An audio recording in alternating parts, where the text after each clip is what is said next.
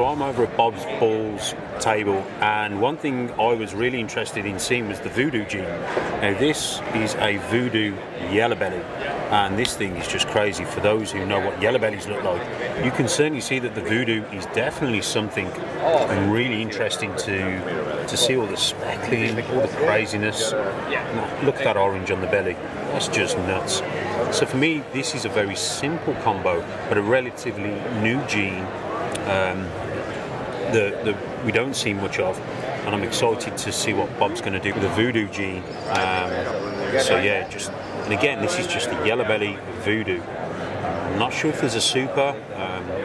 We'll find out, but yeah, just one of the animals that just really changes the yellow belly, and it just looks absolutely awesome. And I love the neck pattern. The neck pattern's awesome.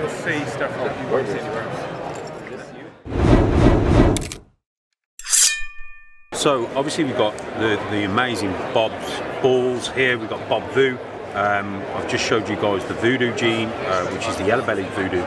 Bob, tell us a little bit about the Vudoo. How did you find it? What year? All that sort of stuff. All right, so 5 years ago, I imported a group of ball pythons from Outback Reptiles, where they do all the dinkers and stuff like that. The animal, the original founding dad is really stood out. It was like a granite type animal. So we originally thought he was going to be a Lucy complex animal, so we bred it to lessers. And you see the lesser Vudoo is very granity, very different. So then we did the Mojave version, a leopard version, and then this year we've kind of expanded out doing the fires to see. I did the fire in yellow belly to see if it was allelic with any of those things, and it's not. It's so far looking to, very similar to something like Justin's J2 or something like that. I think there was another gene out, the Tornado, something that's very similar. So we're gonna try to maybe get with those guys to try to do some breedings to see if there's a similar super or anything like that. You know, before I release too much info to everybody, I want to make sure if those things are correct before I tell anybody. But yeah, that's been a really nice project to work on. We're getting really unique animals out of it. Oh, for sure. And you can certainly see that there's a lot of difference there. I mean, I picked up the Vudoo yellow belly to show people, and you can see, because everyone knows what a yellow belly looks like. And it's there. It's very simple, and that for me is it's going to show the project off a lot better than say a 4G Vudoo combo.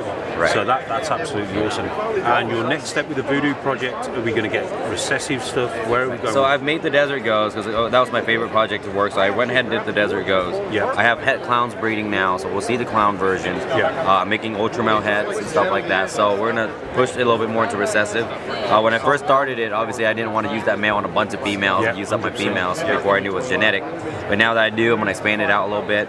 And like you said, I want to see what it does with individual genes. So I only bred him to 1 gene female or 2 gene females. I never use a 5 gene female on him because I wouldn't be able to ID stuff, and I wanted to make sure I know how it interacts with each gene first.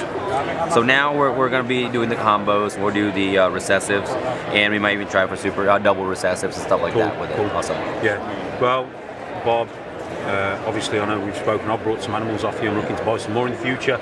But dude, thanks a lot for being on the channel. Obviously, thanks for doing what you're doing.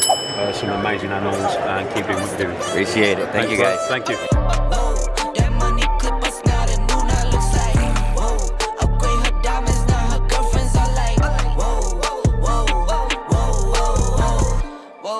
I hit record a job, you can't ignore it. I'm transforming.